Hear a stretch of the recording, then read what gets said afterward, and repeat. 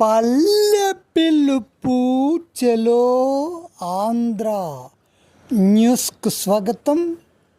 ఈరోజు విద్యాశాఖ ప్రధానాంశాలు. ముఖ్యంగా మన విద్యాశాఖలో ఉపాధ్యాయుల పనితీరు 100% మెరుగుపడింది. ఒక పక్క ప్రభుత్వము చేపట్టేటువంటి ఆన్లైన్ కార్యక్రమాలకు హాజరవుతూ కూడా సక్రమ మార్గంలో విద్యా బోధన అనేది చేస్తున్నటువంటి వైనం కలిగి ఉంది.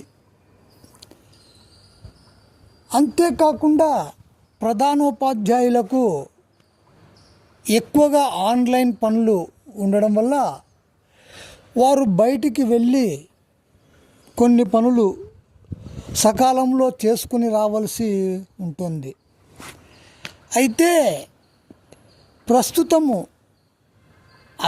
ఉన్నత అధికారులు ఈ యొక్క ఫేషియల్ యాప్ 9 గంటల లోపలనే వెయ్యాలా అన్నటువంటి నిబంధనలను విధిస్తూ ఉపాధ్యాయులను బెదిరిస్తూ ఉన్నటువంటి వైనం నెలకొనుంది. ఉపాధ్యాయులందరికీ ప్రభుత్వం పట్ల విశ్వసనీయత, అంకితభావము కలిగి ఉండి విద్యాశాఖను ముందుకు తీసుకొని వెళుతున్నటువంటి తరుణంలో ఈ యొక్క అధికారుల తీరు మాత్రము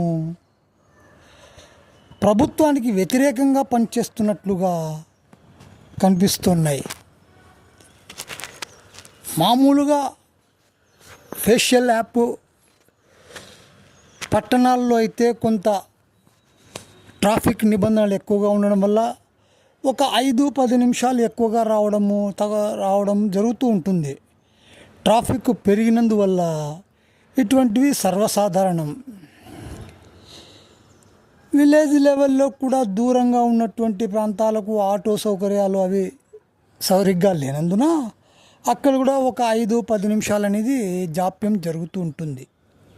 ఇటువంటివి గమనించకుండా ఉపాధ్యాయులను బెదిరిస్తున్నటువంటి వైనం నేడు నెలకొనుంది.